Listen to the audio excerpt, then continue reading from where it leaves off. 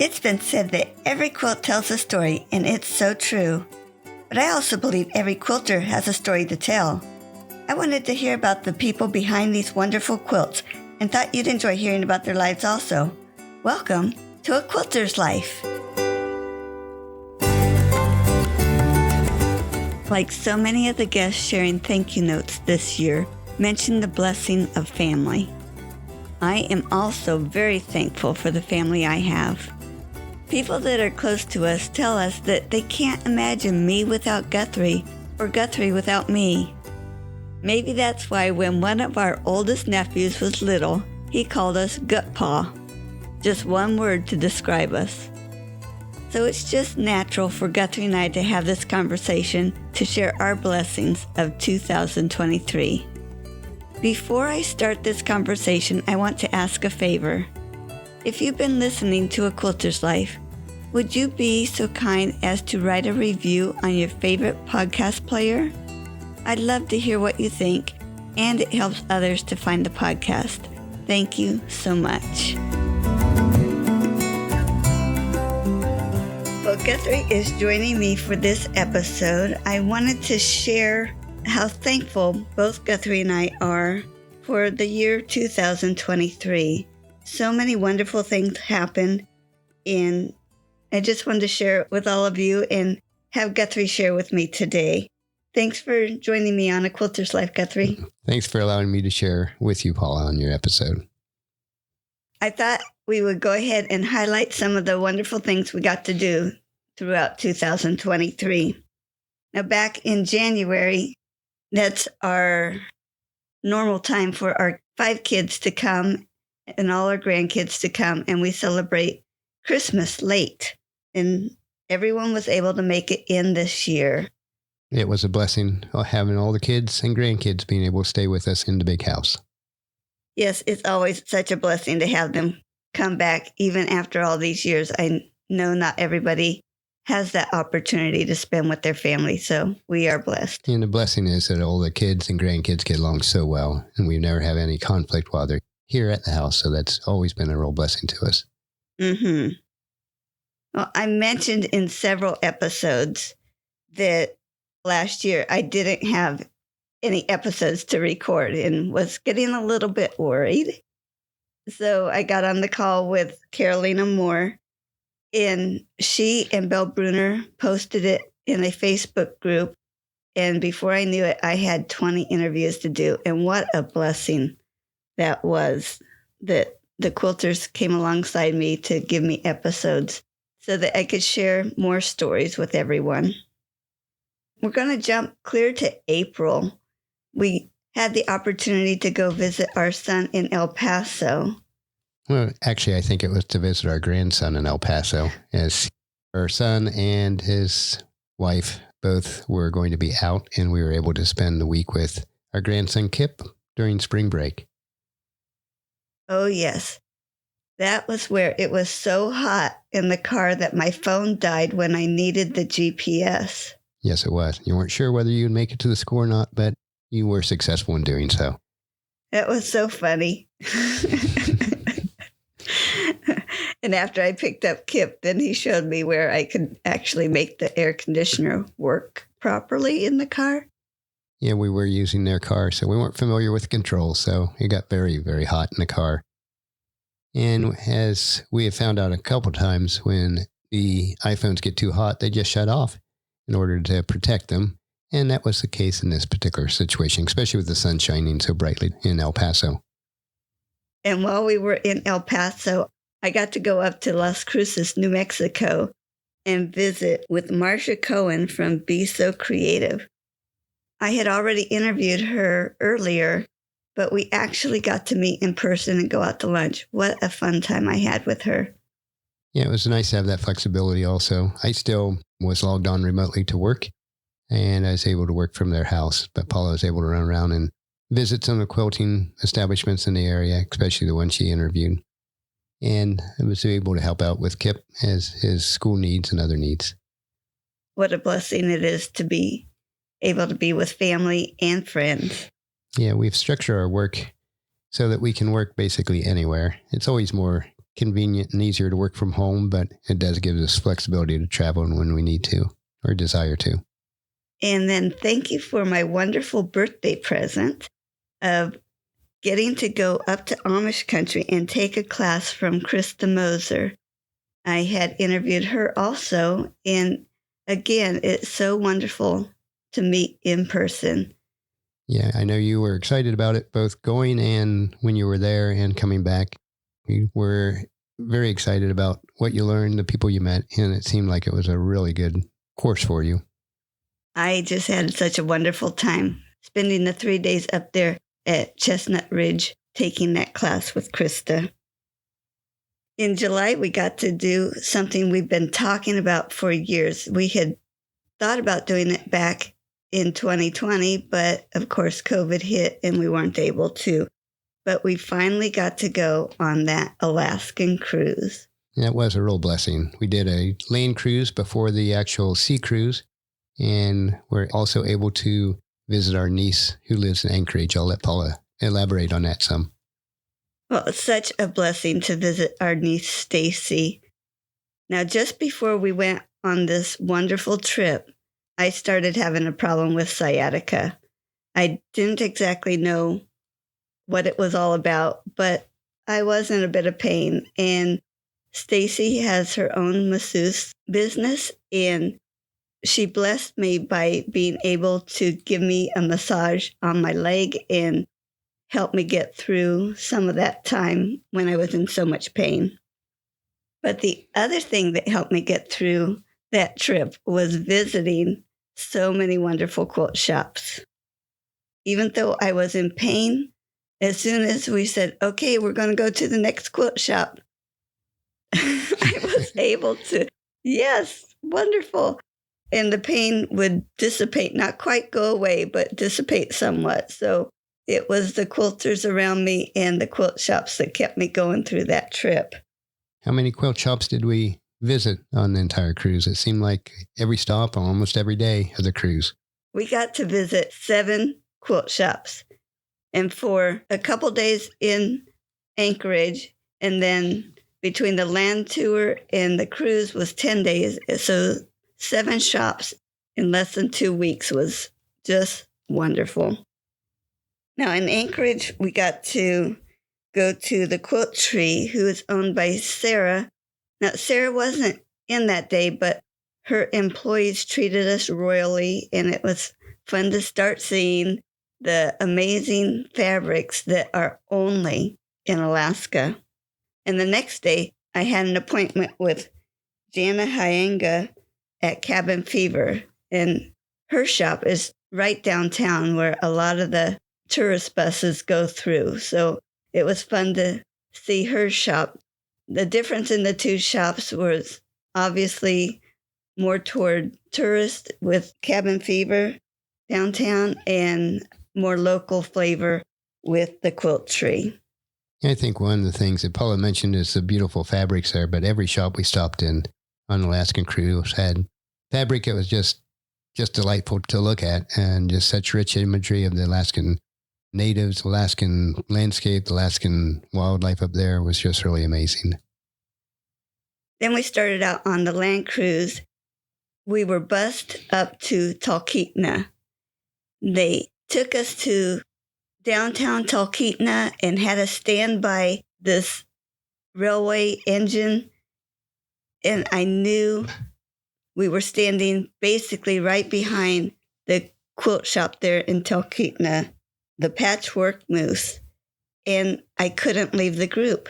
I asked permission and basically was told no in a nice way. But we needed to stay together so that we could get back on the bus and get on the train to head up to Denali. And being 30 seconds away from that shop was so hard, knowing they were open and I couldn't walk over there. So that night in Denali, I called the shop knowing that the next night we were going to be back down in Talkeetna staying at a hotel. But by the time we arrived, their shop was going to be closed. And they were so, so gracious to leave their shop open for me so that I could go in and meet them and just have a wonderful visit. I got to visit with Bobby. What a delight that was, because Lori Outland, the owner, had an emergency come up.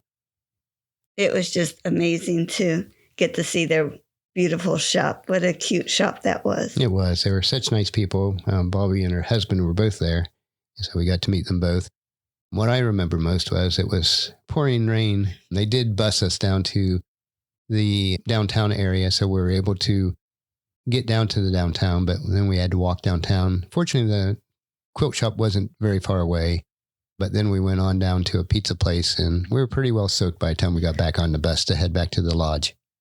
We sure were. And so much for wearing white shoes in all that mud. Yes, it was. Feet soaked. Basically, all of us were soaked. Then we headed down to get on the ship, and it headed out of Seward, Alaska. Before we got on the ship, the tour took us to an aquarium, which was just a block away from Sew and Be Cozy, where we got to meet the owner, Sheila Squires. Of course, everybody else went into the aquarium. We did get to see it after a little bit, but after we got checked in there, we headed down the block and went and met Sheila. Yeah, and Sheila had her grandson in there working with her, and he was very, very helpful, wanted to help her out a lot. And once again, another beautiful shop with a lot of Alaskan fabric and a lot of Alaskan notions in it, so it was really neat. Yeah, that was fun to meet both of them. And the aquarium was rather small, so we were able to look around the entire aquarium also once we were done at the quilt shop. Had plenty of time. So each stop, except for one, Haynes does not have a quilt shop, but our first stop on the cruise was in Juneau. We did not make it to the second quilt shop there. We would have had to hop on a bus and find our way downtown. But we did find Jan Nardon's shop, Changing Tides, there in Juneau. It was an interesting shop, and it was inside a larger building, and you had to go upstairs to that particular shop. But once again, a really neat little shop, and we really enjoyed that time. What I remember of Juneau, though, is they also had the Alaskan Fudge Company. So we were able to stop by and pick up some fudge and other chocolatey treats for our trip back. I wish I could remember the name of the artist. I did buy some specific fabric. If you check out the reel there, the quilt that Jan's standing in front of has this cute fabric from one of the Alaskan artists, and I bought some of that fabric at her shop. Then we stopped at Skagway and stopped in the Russian Tailor quilt shop after we got to ride the old railroad. The railroad was really neat. It was a narrow gauge railroad. It went up through the mountains, and it was when was it gold that they were after? It was a gold rush. Yeah, gold rush that the railroad was built, but it was about a 3-hour trip up into the mountains, crossed over the Canadian border, and then turned around and came back. But the beauty of Alaska in that area was just phenomenal. I went through a couple long tunnels and just really enjoyed that railroad. I love the history they gave along the way, too. Yeah, it was one of the excursions we did. We're not huge on doing excursions on our cruises, but that was one I'm really glad that we took. Mm-hmm. And then we got to meet Jenny and a couple other of the employees there, as the owner wasn't there at the time. At each shop, I asked about any specific fabric that was unique to their shop, and they pulled out a panel of Skagway, and it is just beautiful. It really is. It shows all the highlights of Skagway, one of which was the railroad, and they had trains going in and out of the mountains all day long, but Skagway was just a beautiful little western town. And I had so much fun with one lady, and I didn't catch her name, but she pointed at the panel and said, "And my house is right there." Of course, Jenny said, "You don't live there." She said, "Yeah, but they don't know that." And I, again, have to thank Jenny. At that point, I had run out of my Excedrin that I really needed for my pain management. And she was able to point me in the direction of a little grocery store where I was able to pick up medicine to last me the rest of the trip. And in doing so, they let us know how surprising it was that they only get shipments of groceries and other things they can buy once a week. So in doing so, it's like, I wonder if the ship has brought in the weekly items yet. So getting to see a peek into their lives of how rough it actually is up in Alaska was amazing also. Yeah, throughout Alaska, something we take for granted here at the lower 48 is the accessibility to so many supplies and just everything you need for what we think we need for our daily lives. But in Alaska, they have to wait a week or 2 weeks. Northern Alaska, even longer than that, in order to get their supplies. They have to be strategic on their planning. Yeah, it really felt once we were talking to them that they're still pioneers in a way. Yes, they are. And then our last stop was in Ketchikan. And we got to meet Don, who is one of the owners of the Whale's Tail. That was a fun shop, too. Yeah, it was. There again, it was in a larger building. It was upstairs. It had a lot of different shops within this building. But it was a neat town. Of all the towns we stopped at, I think that was the most Western-looking town. It was sort of like an old Western town. One little town that didn't have a quilt shop that we stopped at before Ketchikan was Haines. And Paula's leg was hurting pretty bad on that day, and it required a lot of walking. So I went off the ship myself. It was a neat little alcove, basically. They had a salmon canning museum there. They actually did some canning of salmon still on that alcove. So I just walked around, had a leisurely, relaxing day.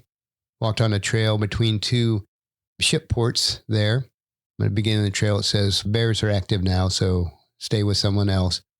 And when I told Paula that when I returned, she was a little concerned, but there was a lot of people on the trail. Did see an eagle's nest and a eagle sitting outside of the nest on that trail, and also took a gondola between the two ports to enjoy the relaxing day. So although no quilt shops, I did enjoy just being able to have a day where I just wandered around and relaxed during that. And the museum for the salmon cannery was really neat also. And while I stayed on the ship, I met a couple who said, oh, yes, we went into one of the quilt shops and they picked out a quilt that they liked and said, how much is this one? And of course, the quilt shop people showed them the kit and they were shocked. They thought they could buy a completed quilt at a quilt shop. And I guess that would make sense if you weren't a quilter and you thought you wanted to go buy a quilt, you'd go to a quilt shop, right? Yeah, and most of the shops around there were tourist driven. So tourists to those towns, they would have been logical to think about that. And in Ketchikan, they had some wood carvings and some stone carvings that were just phenomenal, but they were in the tens of thousands of dollars. So pricing on those type of things were not unusual. What a blessing it was to go to all those shops on our wonderful trip. It was, and just a blessing to spend that time together. It's one of the most relaxing times or vacations that I've ever had. Didn't have very good internet access, and I wasn't able to log on very much, so it was just a good, relaxing time, and didn't have any emergencies at work during that time. We have had a busy year. In August, we got to go to Podcast Movement, which we've been to how many now? I think this was our 9th Podcast Movement. Probably. Yeah. I had actually signed up for us to speak at Podcast Movement this year. Yeah, it was right outside of Denver in Aurora, Colorado, and fairly near to the airport. But us being as we are and like to travel, we drove to Denver and back. I should say Guthrie drove, because still with my leg not quite better yet, he did all the driving. But our talk at Podcast Movement was how to create a successful niche podcast. Even a quiet quilter and an enthusiastic entrepreneur can podcast. It was certainly the highlight of our week there. Bit of trepidation, one doing a presentation together. and trying to do it without having a script there. But I think it turned out pretty successful, especially one aspect of it. Of course, I brought in some things about the quilting world and applied them to the podcast world. But the one thing that was fun was, as we quilters talk about quilt police and how we should not let them dictate how to do our quilts, we bought a hat. Yeah, ball cap. A ball cap that said police on it. So Guthrie pulled out that ball cap, put it on. Yep. And then I also had a whistle.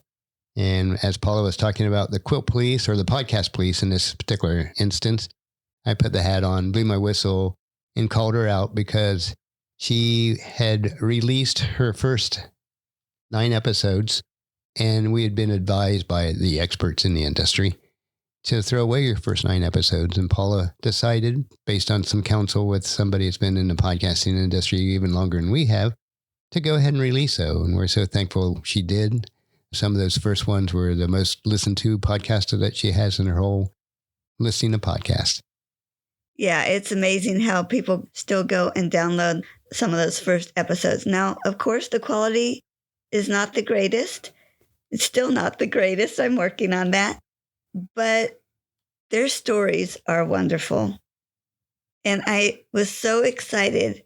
After 4 years, I was able to publish the 200th episode of A Quilter's Life. It is an exciting time. Paula's really been diligent on releasing us weekly. And I get the pleasure of and the privilege of listening to them every week. Thank you for listening to them. I really appreciate your feedback every Monday. You know, they are interesting life stories, and I enjoy life stories. And can you believe this episode, when it is published, will be our 212th episode? That is amazing. And last month, we visited another son that lives in Pennsylvania, and I had the privilege of meeting 2 guests at once. I had interviewed Claudia Porter and Sheila Drevna, and they both lived about a half hour away from my son, and they were both willing to come to where I was, and we had lunch together. It was so much fun.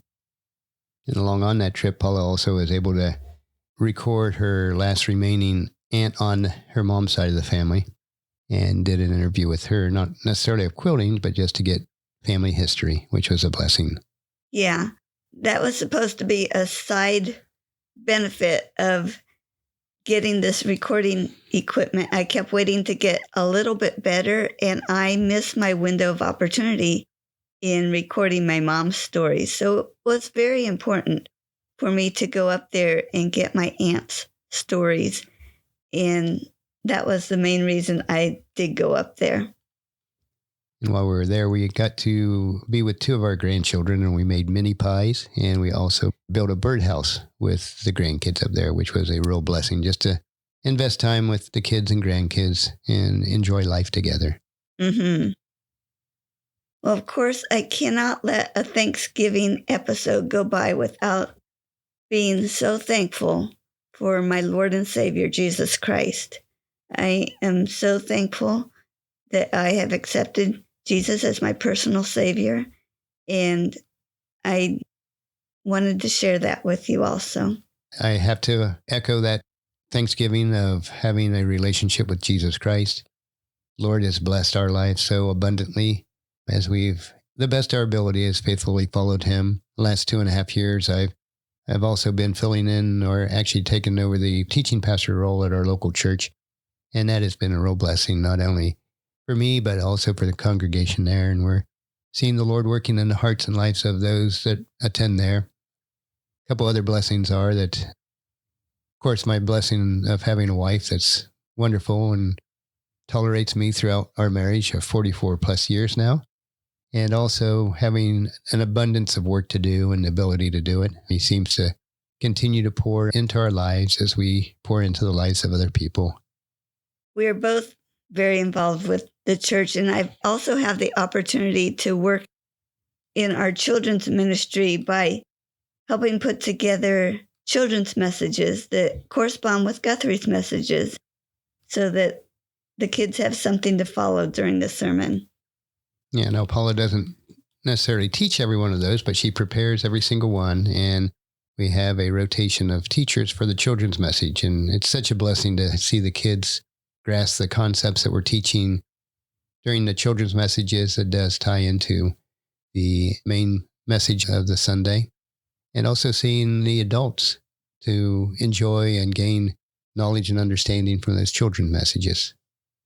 Well, 2023 has been such a wonderful year for us, and I am looking forward to 2024 for more of those blessings. I'm just so happy and excited to be able to do life with Guthrie. And likewise, life with Paula has been a blessing for all the 44 plus years. And I just excitingly always look forward to the future and what the Lord has for us. Well, thanks again for listening. Happy Thanksgiving. Happy Thanksgiving for me also. May the Lord bless you. Bye-bye. Bye-bye. You can find more stories on aquilterslife.com or subscribe on your favorite podcast player so each episode will be downloaded automatically. Also, I want to hear about you and your wonderful quilts. Please contact me, Paula Chamberlain, through the website to set up an interview. And as always, thanks for listening.